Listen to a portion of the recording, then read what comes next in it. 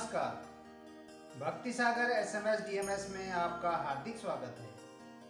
आज हम आपको अयोध्या से जुड़ी एक महत्वपूर्ण जानकारी देने जा रहे हैं। अयोध्या की अवैध कॉलोनाइजरों की जारी कथित सूची में भाजपा विधायक व महापौर का नाम शामिल किया गया है, लेकिन चर्चित बड़े भूमाफिया को बचाने की पूरी कोशिश की गई है।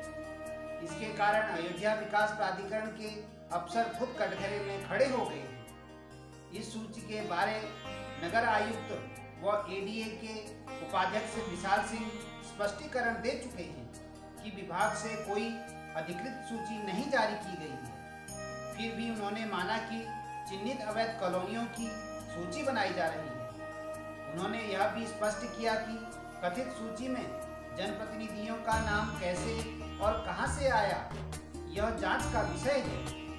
बावजूद इसके इतना तय है कि एडीए कार्यालय से ही सुनियोजित तरीके से सूची लीक की गई है। इस कारण चर्चित भूमाफिया का नाम इसमें शामिल नहीं किया गया है। इसी को लेकर एडीए के नामित सदस्यों व भाजपा के क्षेत्रीय मंत्री कमलेश श्रीवास्तव एवं महानगर महामंत्री परमानंद मिश्र ने अफसरों की मंशा पर सवाल खड़ा किया है। दोनों नामित सदस्यों ने मंडलायुक्त को पत्र देकर प्राधिकरण बोर्ड की बैठक बुलाकर इस प्रकरण पर चर्चा करने के अलावा मामले की गंभीरता से जांच की भी मांग की है। अयोध्या धाम के चतुर्वैदिक अवैध कॉलोनियां हाल के वर्षों में विकसित हुई हैं और माझा बरहटा से लेकर त्रिपुरा व मीरापुर, डाबा एवं मांझा, जमथरा में दर्जनों स्थानों पर जमीन की प्लॉटिंग धड़ल्ले से कर बेचा जा रहा है। खास बात यह भी है कि प्रॉपर्टी डीलर्स साइट पर ही कार्यालय बनाकर खुलेआम धंधा कर रहे हैं। यहाँ राजस्व विभाग से लेकर पुलिस अधिकारियों की भी प्रायः बैठकें भी होती हैं। इसके अतिरिक्त नजूल की जमीनों की भी प्लॉटिंग कर उनकी भी बिक्री की गई। फिर भी एडीए के अधिकारी आंखें बंद कर बैठे रहे। इतना ही नहीं, वैकुंठ धाम के निकट एक अवैध निर्माण को लेकर पड़ताल करने गए विकास प्राधिकरण के ही लेखपाल को निर्माण एजेंसी के गुर्गे ने बंधक बनाकर पीटा और अपहरण का भी प्रयास किया था। इस मामले में संबंधित कर्मचारी की लिखित शिकायत पर अयोध्या कोतवाली में मुकदमा दर्ज किया गया, लेकिन जानकारी मिली कि इस प्रकरण में अधिकारियों की उपेक्षा के कारण फाइल रिपोर्ट लगाई जा चुकी है।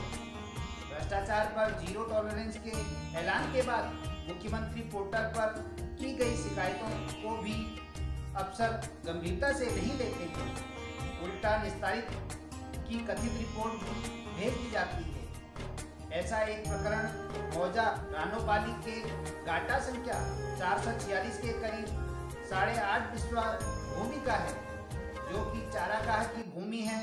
इस भूमि की नवैयत बदलकर प्लाटिंग के जरिए करोड़ों का खेल किया गया है। इसकी शिकायत राम जन्मभूमि ट्रस्ट कार्यालय के प्रभारी प्रकाश कुमार गुप्त ने की थी। पत्र में बताया गया कि भूमाफिया ने एक विकसित की आड़ में चारागाह की भूमि असामी सिब्बन पुत्र नंदनलाल के नाम दर्ज कर दी गई। कहा गया कि भूमि की नवैयत बदलने का अधिकार न तो जिलाधिकारी और न ही चकबंदी न्यायालय को है। फिर भी भूमि का भू उपयोग परिवर्तन भी कर दिया गया और अकृषि भूमि दिखाकर 2 प्लॉटों की बिक्री कर दी गई। यह सब तब हुआ जबकि प्रश्नगत गांव सभा नगर निगम के विस्तारित क्षेत्र में समाहित हो गई। बताया गया कि इस प्रकरण में कोई कार्यवाही नहीं हुई और इसे निस्तारित भी दिखा दिया गया। भूमाफिया के कई पौराणिक कुंडों की जमीन बेचकर उनके अस्तित्व पर भी ग्रहण लगा दिया। आईटीआई परिसर में स्थित एक कुंड का प्रकरण लंबे समय तक चर्चा में रहा, फिर शांत हो गया। क्षीरसागर में नगर आयुक्त व एडीए उपाध्यक्ष विशाल सिंह ने स्वयं कार्रवाई की और अब पूरा मामला ठंडे बस्ते में है। इस बीच सप्तसागर में भूमि भवन स्वामियों की सूची जारी की गई है। तहसीलदार सदर राज कुमार पांडे ने बताया कि सप्तसागर के खतौनी में तालाब दर्ज है, जो कि करीब 2 एकड़ का क्षेत्र है, जहां आबादी विकसित हो गई है।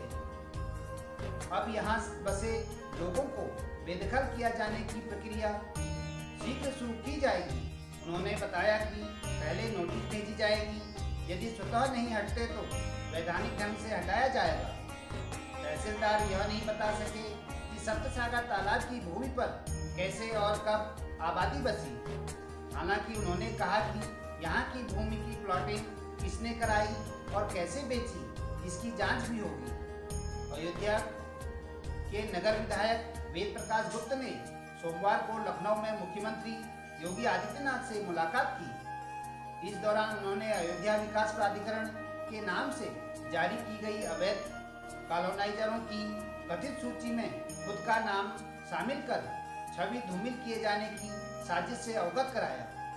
उन्होंने कहा कि इस तरह की साजिश में प्राधिकरण के किस अधिकारी और कर्मचारी की भूमिका है, इसकी उच्च स्तरीय जांच कराई जाए और दोषियों पर कार्रवाई की जाए।